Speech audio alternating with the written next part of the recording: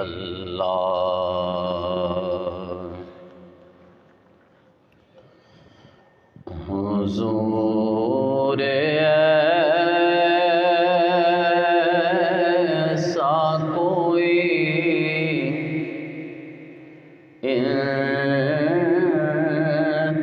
انتظام ہو جائے حضور ایسا کوئی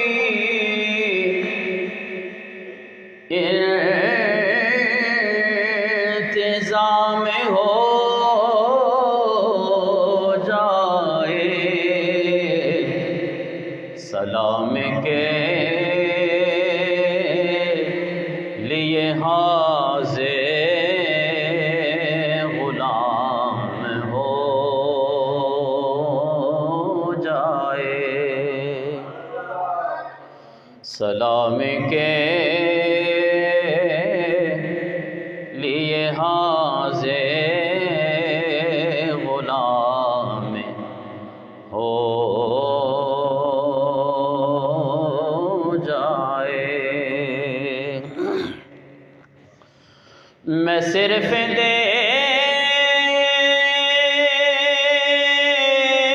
دیکھ لوں ایک بار صبح طیبہ کو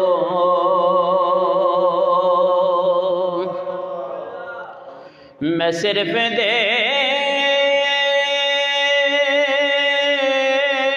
دیکھ لوں ایک بار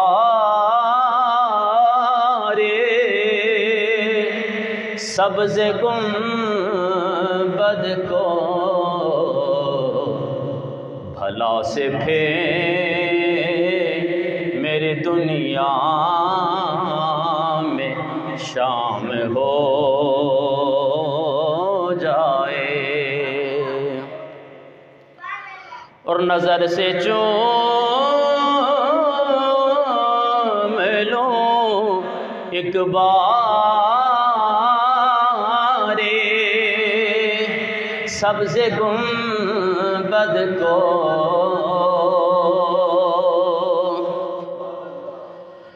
نظر سے چوم لو ایک بار گنبد خضرا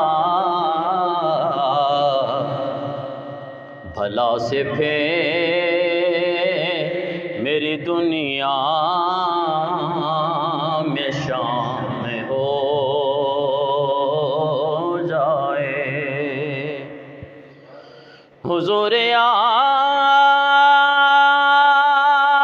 آپ جو چاہیں تو کچھ نہیں مشکل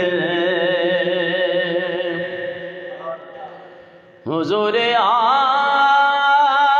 آپ جو چاہیں تو کچھ نہیں مشکل سمٹ کے فاصلہ یہ چند گام ہو جائے اور مزہ تو جب ہے فرشتے یہ قبر میں کہہ دیں سبیح مدحت خیر الانام ہو جائے حضور ایسا کوئی انتظام ہو جائے۔ حمد و صلات کے بعد انتہائی واجب الاحترام بزرگوں، دوستوں اور بھائیوں، بندہ ناچیز نے قرآن مجید فرقان حمید کے چھٹا پارہ سورہ مائدہ آیت نمبر 35 آپ احباب کے سامنے تلاوت کرنے کا شرف حاصل کیا۔ دعا ہے کہ خالق کائنات مجھ گناہ گار و سیاکار کو حق کہنے، اس کے بعد مجھے اور آپ کو حق باتوں پر عمل کرنے کی توفیق عطا فرمائے۔ وسیلہ عقیدہ اہل سنت میں کیا ہے اور وسیلہ کے متعلق اہل سنت کا عقیدہ کیا ہے؟ ہمارا عقیدہ ہے اللہ تعالیٰ کی بارگاہ میں انبیاء کرام، بزرگان دین اور سلف صالحین کا وسیلہ پیش کرنا یہ جائز اور مستحسن ہے۔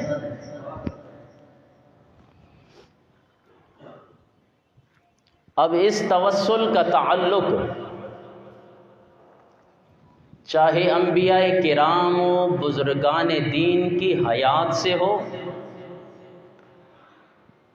اور چاہے وہ ظاہری حیات کے ساتھ ساتھ ان کی وفات کے بعد یہ توسل ہو، دونوں صورتوں میں وسیلہ پیش کرنا ہم اہل سنت کے نزدیک جائز اور مستحسن ہے۔ اب اس بارے میں قرآن مجید، احادیث مبارکہ اور بزرگان دین کے نظریات گواہ ہیں۔ اب توسل دعا کے طریقوں میں سے ایک طریقہ ہے، اور توجہ الی اللہ یعنی اللہ کی طرف متوجہ ہونے کا ذریعہ ہے توسل۔ اب یہ اللہ کی طرف متوجہ ہونے کے دروازوں میں سے ایک دروازہ ہے۔ مقصود حقیقی صرف اور صرف اللہ تبارک و تعالیٰ کی ذات ہے۔ اب آئیے، اگر میں وسیلے کی ڈیفینیشنز آپ کے سامنے رکھوں تو میرا عنوان بہت طویل ہو جائے گا۔ یہ ہے کہ ہم وسیلہ دعا کو، اور دعا خواہ وہ انبیاء کرام کا وسیلہ پیش کے مانگی جائے، خواہ وہ دعا اولیاء اللہ کے وسیلے سے مانگ کر اللہ سے کی جائے، تو یہ دعا مانگنا، یہ وسیلہ پیش کرنا قرآن سے بھی ثابت ہے اور احادیث مبارکہ سے بھی ثابت ہے۔ اب سب سے پہلے قرآن سے دلیل، یہ جو میں نے چھٹا پارہ سورہ مائدہ آیت نمبر 35 پڑھی ہے، اس آیہ مبارکہ میں خود خالق کائنات نے وسیلہ تلاش کرنے کا حکم ارشاد فرمایا۔ اب خالق کائنات نے ارشاد فرمایا، یا ایھا الذین آمنوا اتقوا اللہ وابتغوا الیہ الوسیلہ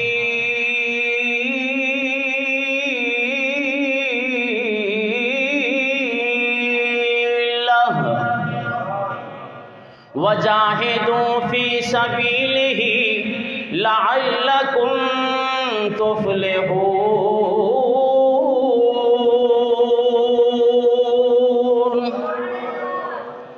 عزیزان محترم، یہ چھٹا پارہ سورہ مائدہ آیت نمبر 35 میں خالق کائنات نے مومنوں کو حکم ارشاد فرمایا، یا ایھا الذین آمنوا، اے ایمان والو، اتقوا اللہ، اللہ تبارک و تعالی سے ڈرو، اور دوسرا کام کیا ہے کہ وابتغوا الیہ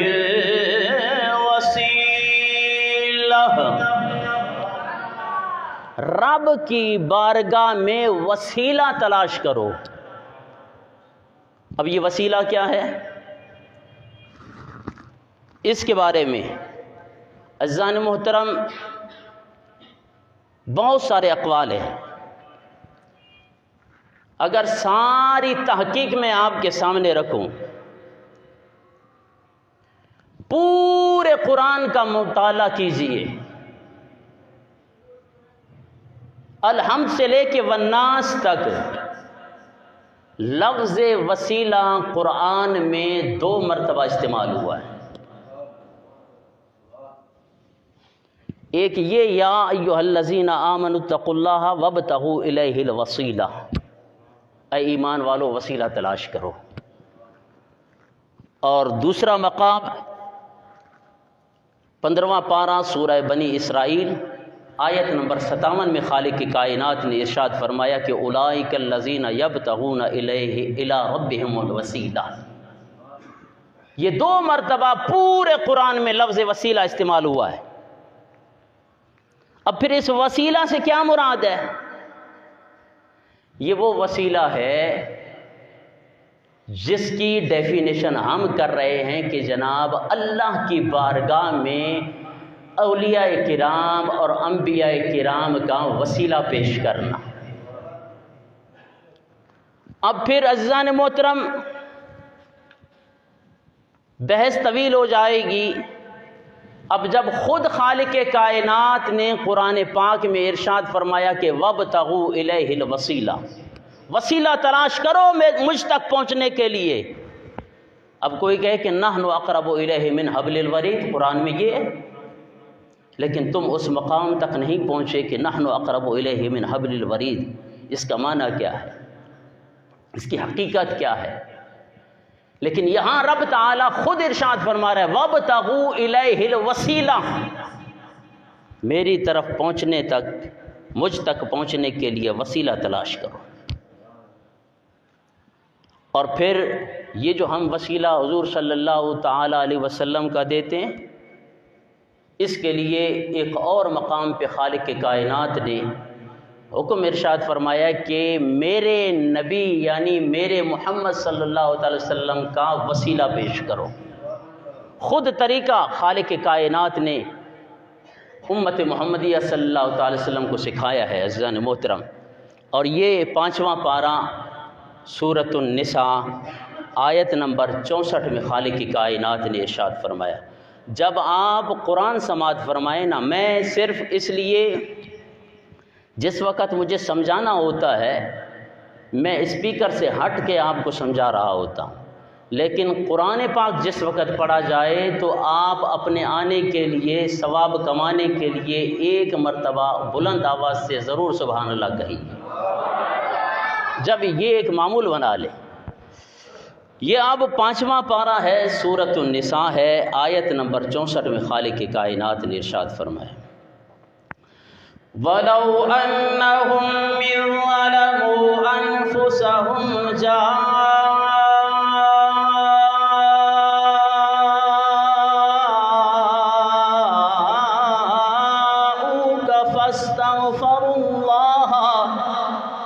واستغفر لهم الرسول لوجدوا الله توابا رحيما۔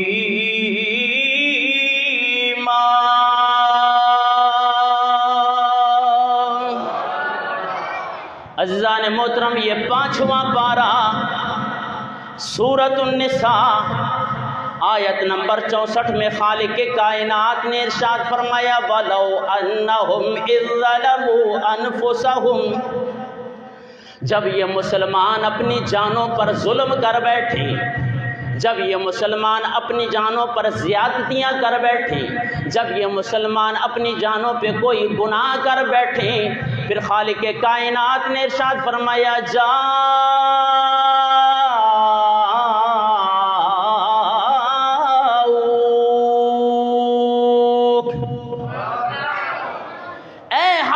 پیارے وہ آپ کی بارگاہ میں آ جائیں، پھر آپ کا وہ وسیلہ پیش کریں، آپ کی وہ سفارش پیش کریں۔ پھر خالق کائنات نے ارشاد فرمایا فاستغفر لهم اللہ، پھر وہ اللہ تبارک و تعالی سے اپنے اس گناہ کی معافی طلب کریں، اپنی بخشش طلب کریں۔ واستغفر لهم الرسول، اے رسول پیارے تو بھی ان کی سفارش فرما دے۔ جب یہ تینوں کام ہو جائیں گے، خالق کائنات نے ارشاد فرمایا لوجد اللہ تواب الرحیم،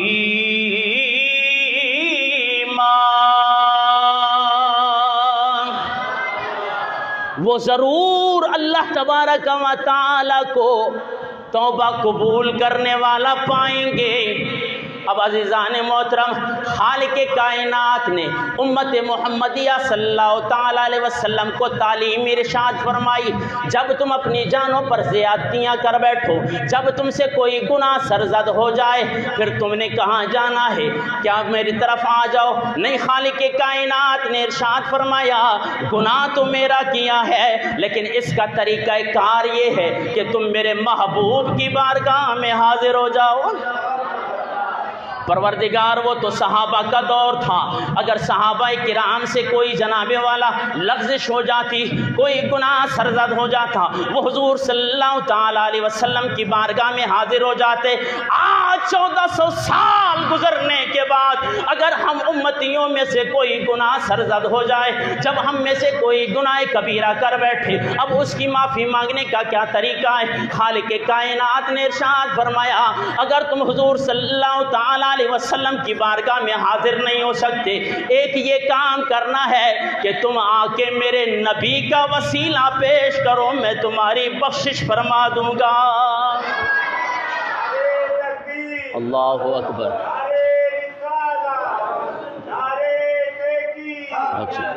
اب خالق کائنات نے خود ارشاد فرمایا جب کوئی گناہ تم کر بیٹھو پھر میرے حبیب کا وسیلہ پیش کرو۔ عزیزان محترم، اگر یہ بات سمجھ نہیں آتی تو میرا سوال یہ ہے کہ خالق کائنات نے ارشاد فرمایا جب مسلمان ظلم کر بیٹھے، جب مسلمان سے کوئی گناہ سرزد ہو جائے، وہ جناب والا اللہ کی بارگاہ میں آئے، اس طرح کہنا چاہیے تھا، نہیں بلکہ خالق کائنات نے ارشاد فرمایا کوئی گناہ سرزد ہو جائے سب سے پہلے وہ میرے محبوب کی بارگاہ میں حاضر ہو۔ پھر دوسرا کام کیا کرے؟ خالق کائنات نے ارشاد فرمایا فاستغفر اللہ،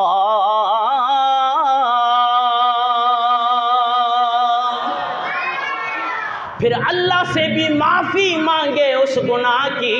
پروردگار، ہم تیرے محبوب کی بارگاہ میں آ گئے، پھر اگر اس کے بعد ہم نے تجھ سے معافی بھی طلب کی، کیا اب ہمارے لیے کوئی چھٹکارا ہے؟ کیا کوئی ہمارا گناہ معاف ہو گیا؟ نہیں، خالق کائنات نے ارشاد فرمایا تیسری شرط اب موجود ہے، واستغفر لهم الرسول، یہ پیارے رسول بھی تمہاری سفارش فرما دے۔ جب حضور نبی کریم صلی اللہ تعالیٰ علیہ وسلم تمہاری سفارش فرما دیں گے، لوجد اللہ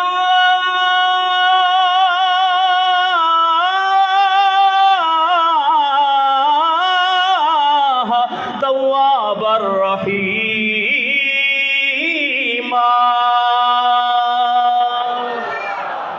رب تعالیٰ پھر ضرور بے ضرور تمہاری بخشش فرما دے گا۔ کہاں حبیبی صاحب یہ قرآن کوئی آپ کی طرف سے تو نہیں آیا کہ ہم جناب والا مان لیں، نہیں عزیزان محترم۔ اب آئیے صحابہ کرام کی جناب والا اقوال کی طرف چلتے ہیں، اب آئیے احادیث مبارکہ کی طرف چلتے ہیں۔ کیا کوئی ایسا واقعہ بھی رونما ہوا کہ جناب والا کسی سے گناہ سرزد ہو گیا ہو اور وہ حضور صلی اللہ تعالیٰ علیہ وسلم کی بارگاہ میں حاضر ہو جائے؟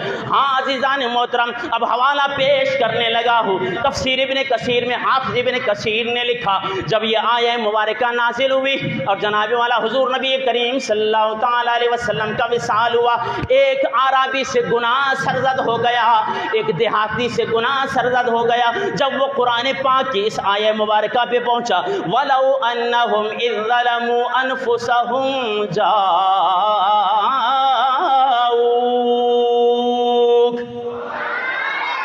جب یہ آیہ مبارکہ نازل ہوئی، جب اس آیہ مبارکہ کو اس عربی نے پڑھا، اس دیہاتی نے پڑھا کہ اب مجھ سے گناہ سرزد ہو گیا ہے، میں نے بڑا گناہ کیا ہے، اب اس گناہ کی معافی کے لیے قرآن تو یہ کہہ رہا ہے کہ حضور صلی اللہ تعالیٰ علیہ وسلم کی بارگاہ میں حاضر ہونا ہے۔ عزیزان محترم، وہ عربی جناب والا اس دیہات سے نکلا حضور نبی کریم صلی اللہ تعالیٰ علیہ وسلم کی بارگاہ میں حاضر ہونے کے لیے۔ جب وہ مدینہ پہنچا، کیا دیکھتا ہے کہ سارے صحابہ کرام زارو قطار رو رہے ہیں۔ اب اسے پتہ نہیں ہے کہ حضور نبی کریم صلی اللہ تعالیٰ علیہ وسلم کا وصال ہو گیا ہے۔ حضور نبی کریم صلی اللہ تعالیٰ علیہ وسلم ظاہری حیات سے پردہ فرما گئے ہیں۔ اللہ اکبر کبیرہ۔ پوچھتے ہوئے آیا، کسی سے پوچھا کہ جناب حضور نبی کریم صلی اللہ تعالیٰ علیہ وسلم کہاں ہے؟ مجھ سے گناہ سرزد ہو گیا ہے، میں حضور نبی کریم صلی اللہ تعالیٰ علیہ وسلم کی بارگاہ میں حاضر ہونا چاہتا ہوں۔ کہیے سبحان اللہ۔ تو کسی صحابی نے روتے ہوئے اشارہ کیا حضور نبی کریم صلی اللہ تعالیٰ علیہ وسلم کی قبر مبارک کی طرف کہ حضور نبی کریم صلی اللہ تعالیٰ علیہ وسلم قبر مبارک میں آرام فرما رہے ہیں۔ اب جناب والا اس عربی نے کہا میں نے تو قرآن پاک پڑھا۔ اب وہی عربی حضور نبی کریم صلی اللہ تعالیٰ علیہ وسلم کی قبر انور کی طرف آتا ہے۔ حضور نبی کریم صلی اللہ تعالیٰ علیہ وسلم کی قبر مبارک کی مٹی مبارک اپنے سر پہ ڈال کے زاروں قطار رو رہا ہے، اللہ سے اپنے گناہ کی معافی طلب کر رہا ہے، اور خالق کائنات کا یہ فرمان حضور نبی کریم صلی اللہ تعالیٰ علیہ وسلم کی بارگاہ میں پیش کر رہا ہے کہ یا رسول اللہ، مجھ سے گناہ سرزد ہو گیا ہے۔ اور خالق کائنات نے ارشاد فرمایا کہ وَلَوْ أَنَّهُمْ إِذْ ظَلَمُوا أَنفُسَهُمْ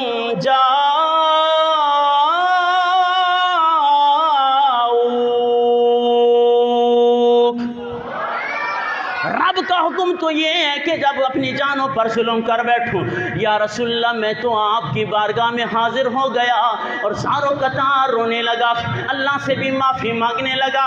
عزیزان محترم، حافظ ابن کثیر نے لکھا قبر سے آواز آئی جا عربی، اللہ نے تیری بخشش فرما دی ہے۔ اگر نبی کا وسیلہ پیش کرنا حرام اور ناجائز اور شرک ہوتا، صحابہ کرام موجود تھے، صحابہ نے کہا کہ حضور نبی کریم صلی اللہ تعالی وسلم کو 3 دن ہو گئے ہیں اور آپ اس ظاہری دنیا سے پردہ فرما چکے ہیں، تو بس بات ختم۔